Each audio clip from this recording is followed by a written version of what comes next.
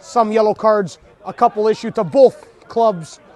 But other than that, a back and forth championship final so far, as we are just 1 minute into this second half of this championship final. If it stays at 0-0, or even if both teams score 1-1, as Croatia has a chance in the box now. Ball back in, shot, scores! Oscar Cordon! This game is over from Warrior Field in Waterloo, Ontario, the home of the University of Waterloo Warriors. The final whistle has been blown, and Toronto, Croatia are your 2015 Canadian Soccer League First Division champions. Turned over though, another chance. Whiteman, the delivery, and it's a cracking strike from the Vaughn striker, and he equalizes here in the 39th minute. The leading scorer, Jarek Whiteman, adds to his tally, and that's number 18, and equalizes this match. It's 1-1. Amato up. Can Whiteman counter? He can. Whiteman, he wins the ball. He's on a breakaway here. The strike! Into the corner it goes, and the Azzurri's leading scorer gets the equalizer once again, and it's all tied up 2-2 in the 57th minute. Jarek Whiteman with number 19 on the season and his second of the match. The Chiara now with the delivery. Back post. The header back in. The Azzurri with the chance. Into the box and in the back of the net. And it's number 3 for Jarek Whiteman. The hat trick converted.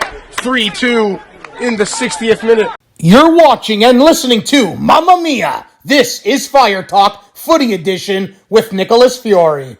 Welcome back, everybody, to Mamma Mia! This is Fire Talk. I'm Nicholas Fiore, the host of the show, and joining me on this edition of Footy Edition number 13 and episode number 52 is Lukas MacNaughton. Lucas, Toronto FC, new defender, number 35. You just signed a couple days ago. Well, when this is released, it's going to be maybe a week ago, but welcome to the show. Welcome to TFC. Thank you very much. Thank you for having me. I'm excited to get going and to play games and be back in Toronto. So yeah, exciting times. Absolutely. We just talked off the air and Lucas has said, hey, we need summer to come fast. Even though in Irvine, California right now, summer's already kind of there. But here in Toronto, as mentioned, minus 5, 11, 30 and plus. So you know what? We're excited. We're excited to have you. I'm excited to have you on the show, and we're going to have a fun chat today. Everyone, this episode is sponsored by the Bottom Line Restaurant and Bar, downtown Toronto, 2200 Front Street, the official sponsor of the Hockey Hall of Fame as well. So, Lucas, let's get into it. If people don't know, yes, you might have gone to school here in Toronto at UFT with the Varsity Blues, but born in New York City, grew up in Belgium, and obviously, you know, as a Canadian with a Canadian father, Austrian mother, now back and playing in Canada for your collegiate career. Talk about that. Does anyone get confused on, no, you're Canadian. You're born here. You're born here because you went to school here. Because, you know, born in New York, grew up in Belgium, and then obviously maybe raised a little bit in Canada. That's 3 different countries. Pretty wild. No, I'll tell you what. Honestly, I get confused myself sometimes. But no, when I was growing up, I would really consider myself basically Belgian or American. I guess when you arrive in Belgium, I was about 7 when I arrived, and you don't have those same experiences of when you're a little kid as the other kids do. So you don't necessarily feel Belgian. But then I would go back to the States and I wouldn't be American. And then I would go to summer camp in Canada and I wouldn't be Canadian. So I was really nothing. And then it came down to coming to university, and that's where I figured I'd go to Canada because I'm Canadian, my dad's Canadian, but I never really felt that Canadian inside of me.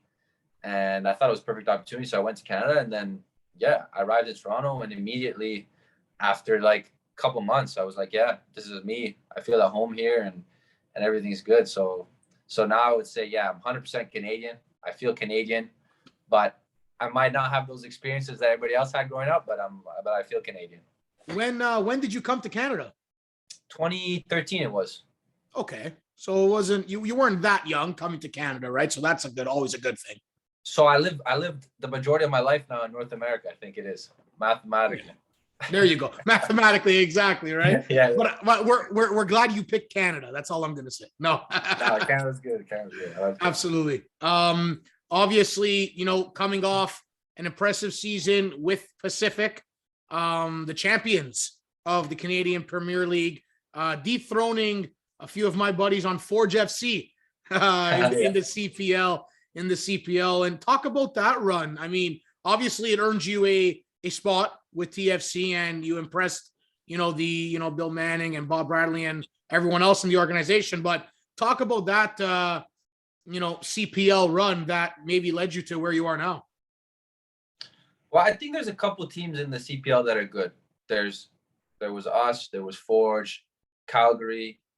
And I say like those three teams within the last two, even from the first season, those have really been like the powerhouses in the league with really good players. And Forge they have so much depth, so many good players. Calgary is always just like a team that is hard to play against. They know how to win. They know what it takes to get under your skin. So it's always a tough one there, and they're always going to compete.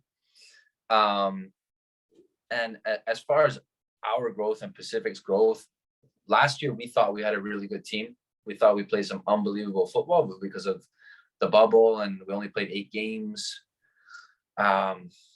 we gave away a lot of penalties. It was we thought that the quality we had was there, but we just got unlucky. And so if we ended up playing over a full season, that quality would show, and those maybe errors or little things that happen in those games, unlucky things that happen in those games, would kind of even out over season, and we do well.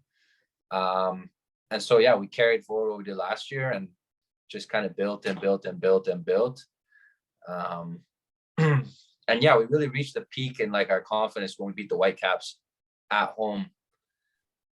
And we were flying at that point. Then we had a few injuries and we kind of dipped down. But I think towards the end of the season, we got that momentum again and the confidence. And when you do play a game like that, and it was one of those games where I'm a center back and I'm watching kind of everything that's happening in front of me. And I'm like just standing there and I have a smile on my face because everything's going right. All the guys are like going into tackles. They're like, Josh is running circles around guys. Like T is putting in the box. Guys are winning their duels. Like, it's just, I'm standing there. I'm like, wow, like this is a pleasure. And I think that momentum just carried us forward. And then we had the confidence that we could win it all. And yeah, came down to the day and we did. So it was fun. Absolutely. You have, I'm not going to say an interesting way on how you got to the pro ranks, but a lot of guys go to, the youth system, of course, in Ontario, but like you mentioned, growing up in the States or in Belgium, but then University of Toronto. But then after University of Toronto, you played in League One Ontario. And then after League One Ontario, the semi-pro, then you hit Pacific in the CPL with, the pro ranks, and obviously now Toronto FC. University of Toronto, the Varsity Blues from 2013 to 2017, 63 appearances. For a defender, 17 goals. It's pretty damn good in my books. That's all I'm going to say. And then going to semi-pro, North Toronto Nitros in the 16-17 campaign, 9 apps, 4 goals. And then Alliance, 2018, 8 apps. My point being is, from semi-pro to pro and League One Ontario, do you think that sets you up for the pro ranks within Canada? My story is, you're completely right. My story is funny. I arriving in Canada, I actually wasn't going to play football at all. Wow. Yeah, I wasn't going to play. And then it was funny how I ended up playing for the university. I just kind of showed up and said I was Belgian, and I missed the tryouts, and they were like, "Oh, you're Belgian? Okay, come train on Wednesday." So that was a moment where I wasn't Canadian yet, but the Belgian part helped out. But yeah, so I wasn't going to play football. And then the connection that U of T had with Toronto FC at the time was that Anthony Captosto was our coach for the men's program, and he was working with the academy. And so we'd always play exhibition games against them, and sometimes train with them, and certain thing. There was a coaching conference that we'd do with them. And for me, that was like, oh, wow, like this is real. Like, this is not even something that's unattainable. And so from there, kind of just kept building, and my university career went really well. And then in League One, it's definitely a place where you're able to like have fun and grow as a player and get those games in, because the university season is so short. And the League One season, there are so many games, and there is a lot of quality. The only problem that I would say with League One at the time, when I was playing at least, was there was a lot of quality at the top of the league and then not so much quality at the bottom of the league. But I think now with the promotion relegation, that'll change it up, where you'll have some like consistent good quality. But yeah, it was a perfect like opportunity and place for someone like myself to just like have fun, start enjoying football again, and get those minutes and all those repetitions that maybe I didn't get when I was younger. It's funny because as I look now, you're a 95 born, just like myself, and you played in League One Ontario from 2016 to 2018, and so did I with Aurora and Pro Stars. So I bet maybe you even scored a goal on me. Who knows? But I bet we probably crossed paths in that area. So that's why I asked that question as well, because League One Ontario is a pretty decent league that obviously now with the structure that they're implementing in 2024 is only going to get better, right? Yeah. And more competition. My sister plays League One with Woodbridge, and they just won, the championship, and you can see that something needed to change, right? So that's good that that connection is there, of course. But obviously, growing into the University of Toronto, there's a different change of atmosphere and different football just in general for you. You said you might not even have played, but you did. You were Belgian at that time, which I guess that helped you make the team. And then now, being on the team for 4 seasons, in your opinion, how was your experience in the, not just of course the schooling, but the college soccer within Ontario or university soccer within Ontario? It was fantastic. I think that was like some of the best moments of football I had in my life. Like, it was just so enjoyable. You go to the guys that you spend with, you come in first year, and I was lucky because we had a group that we stayed together for 5 years. And so everything about the guys. You spend every day with the guys, you go to class with the guys, you go to the same parties with the guys, and you're just like all in it together to win and have fun. And the guys that I was with were serious. We wanted to win. Unfortunately, we never won a national championship, but we were, it wasn't like half the team was on one path and half the team was on another path. We were all together in it. So it was really just like this camaraderie that was like everybody was in it together. It was unbelievable. My first year when I arrived at Pacific, it was quite a shock to me because it was absolutely different. You had all these guys coming from everywhere. Some of them were older towards the end of their career. Some of them were in the middle of their career, kind of coming back from failed experiences. You had a huge disparity. Some guys were making tons of money. Some guys were making basically nothing. And the group that we had was really like all split over the place. So I got this feeling that everybody was in it for themselves. And second year, that completely changed. There was like this core group that had stayed. We got rid of like the stray pieces, and everybody just came together. And that's also, I think, what led to our success. It was just, again, one of those groups that's like just so everybody's fighting for each other. There's no egos really. If one guy goes down, the other guy's going to step in. You're all like, you got each other's backs, and that's what makes the best teams. Absolutely. No, I couldn't agree with you more.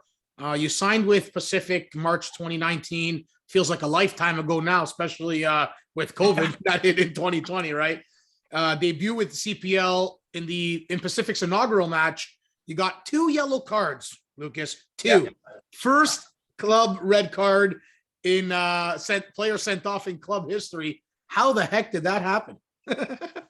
It's a proud, it's a proud moment because I think it really, it helped me so much. I think it set up my next 3 years until now.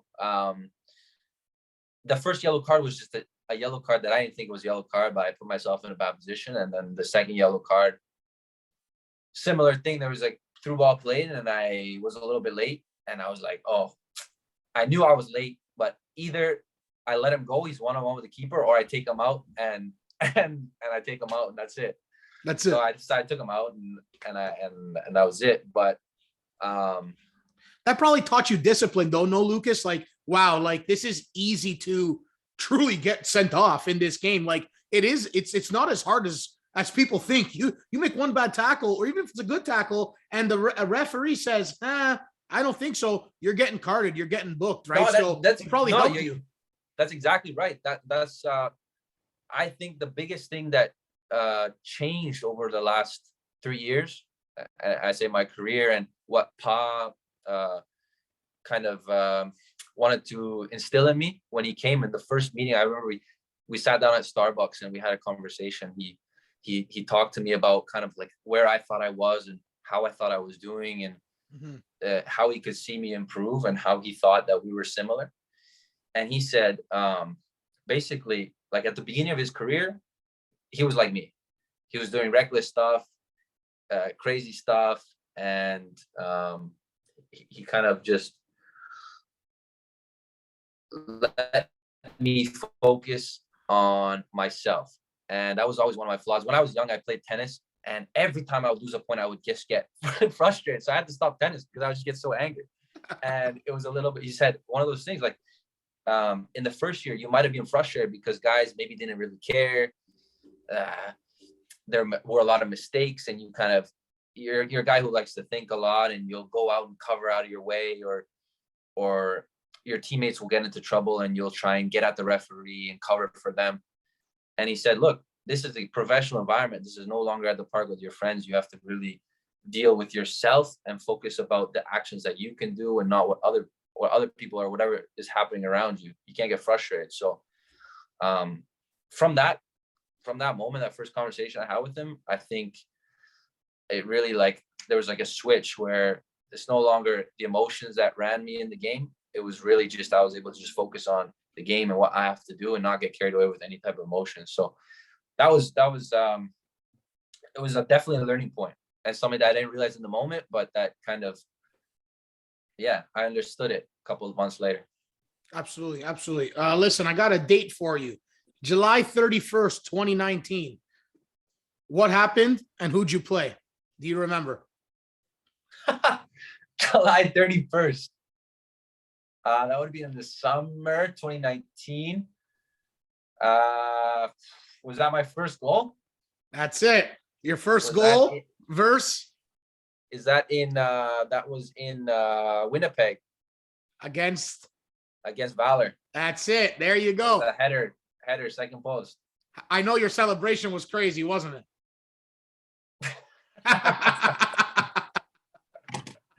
No, I was excited.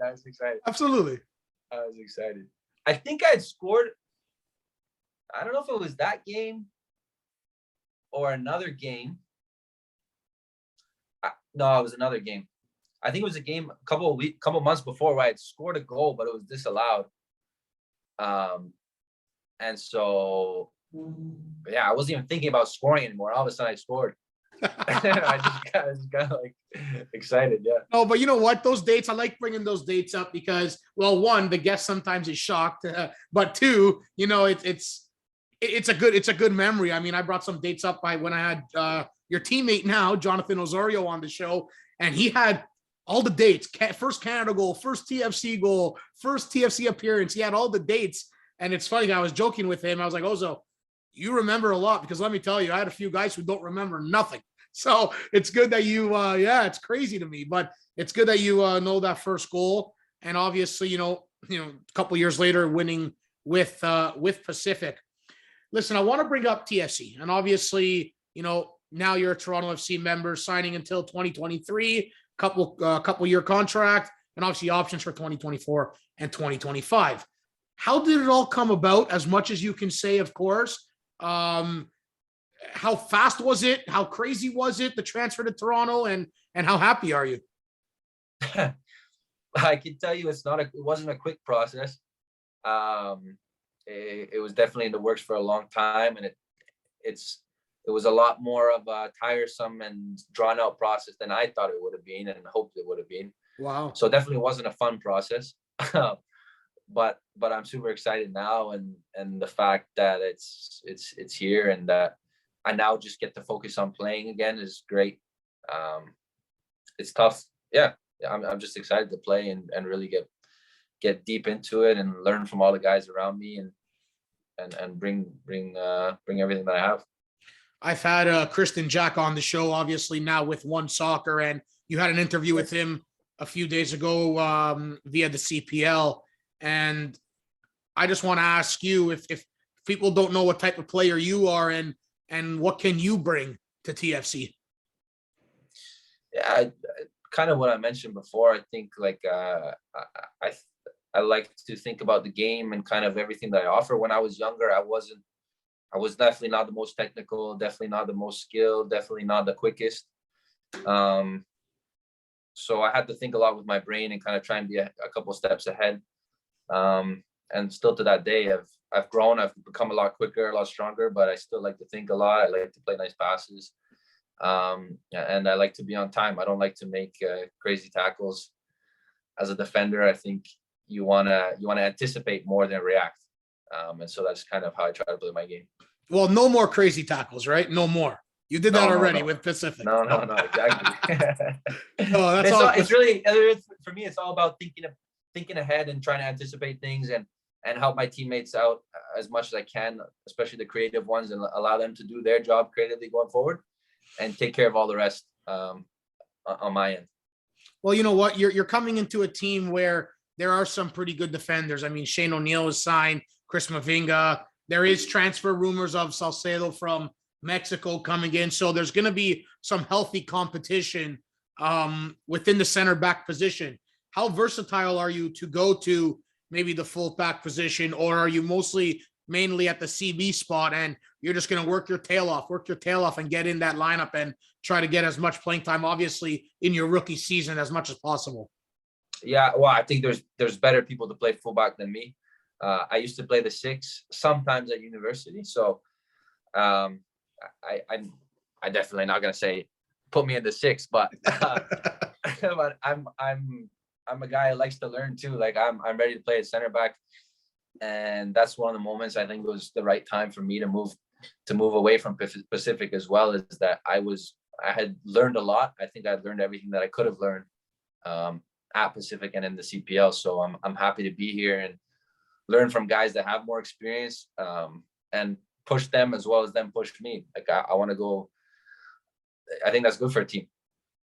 For nobody to be comfortable in that position, to just kind of, whoever's doing well, that's who gets to earn the spot on the weekend. Yeah, I couldn't agree with you more. I mean, healthy competition. Yes, you want to play every night, every game, every competition, but it's also the what's best for the team, I guess, model too. And if you're third, fourth, fifth, second on the totem pole, it's how much hard work you got to put in, right? And obviously, it looks like you're willing to do that in order to get that playing time and earn a spot with more playing time in Toronto, aren't you? Yeah, for sure. I think the best teams too, like the depth that we had at Pacific too. That's one of the reasons why we did win. There's moments where guys are going to get injured. There's moments where people are going to have a dip in form, and it's for other guys to step in and take that job and not make the level go down, make the level keep going up. So having 2 good center backs is not enough in this day and age. You need enough center backs who are ready to do the job. So I'm excited to play my role in whatever capacity that is. But of course, I want to be the number 1. But yeah, put in the work, and that's it. That's all I can control. That's all you can control, right? Put in the work. And as you mentioned, the depth, right? 2016, 2017, Toronto FC, the depth that they have when they went on the 2 MLS Cup runs, the CONCACAF Champions League run. A few of the boys are still there that are on the team. That's what you need, right? And yeah, it's unfortunate maybe that 3rd or 4th center back is as good or as skilled or as talented, but sometimes might find on the bench. And then when it's your time, it's your time, right? And that's when you give it all you got. So that's, that's good to hear and good to know. For me and for you and for, everyone, I don't know how many interviews you've done so far as a new Toronto FC member, but what is your personal expectations, or what are you most looking forward to, learning your game or growing your game with Toronto FC? I think I told this to Christian. He kind of asked me like, are you looking forward to playing with Insigne or against Insigne? And I said, yeah, that's that's how you learn. You play against the best, and that's how you improve. And so that's one of the things I'm excited to do is play against him every single day, and then you learn from that. You improve. You get maybe roasted a couple of times in training, but then that doesn't happen in the game, and that's where you really want to shine. That's when all the eyes are on you. So yeah, that's really what I'm excited for. But also, already like the last week, having breakfast with Michael Bradley, I just want to pick his brain and get a story out of him every time I sit down with him. He's got so many stories and so much experience, and just he's seen so many things in the football world that almost nobody has seen. He's been to the World Cup. He's played in Italy. He's played in Germany. He's played, he's been in the MLS for a long time. So just try and get stories, get experiences, just learn everything I can. Next time you see Michael, if it's within a few hours, or the next time I have breakfast, say, hey, I know this guy. He's pretty cool. He's got a podcast called Mamma Mia. He wants you on his show. So see what he says. No, you were like, yeah, okay, rookie, sure. I'll let him know. No, I'm kidding. But yeah, if so, I mean, amazing, right? But I'll let Osorio do that. I know you're new. I know you're fresh. I'll let Ozo talk to Michael. Yeah, he's got all the strings. That's what I told him. I'm like, on our episode, I'm like, Ozo, how many strings do you have to get Jovinko on the show? How many strings do you got to pull? Speaking of Jovinko, he's with the squad now, of course, as a invite to train. So let's get that cleared up. It's invite to train, because a lot of people on social media, the as me and Ozo called it, what's it called? The fans that just see what's posted, but not what they actually know. Yes. You know what I mean? So, he's just there. He's a legend with TFC, of course. How cool is it? Have you met him yet, or have you talked to him yet? And how cool is it to, that he is back with the squad, even if it's on a invite to train basis right now? I think it's super cool. It's one of those guys that was on the team when they won everything. So yeah, he is the guy. He's the guy. If you want to be in the MLS and know what success looks like in MLS, he's the guy. So yeah, it's very cool. It was a surreal moment for me when I went to play at BMO in the semifinal of the Canadian Championship, because I even posted a photo where I was telling a story. I was like, man, I used to sit in those stands there and watch this game, and now I'm playing in this stadium, and now I'm playing for this team, and playing with the guys that I was watching. So it's very cool. But yeah, it's exciting. Absolutely. So there's going to be a lot of photographers around, and a lot of media people for TFC during training. Are you gonna break out the Sutherland model pose, or are you gonna make sure you are actually training? No. Well, they're excited I'm back in Toronto, so no, training is training. That's a different side of everything. Absolutely. I'm just kidding. And finally, might have to go for you now. Yeah. Wouldn't that be something, right?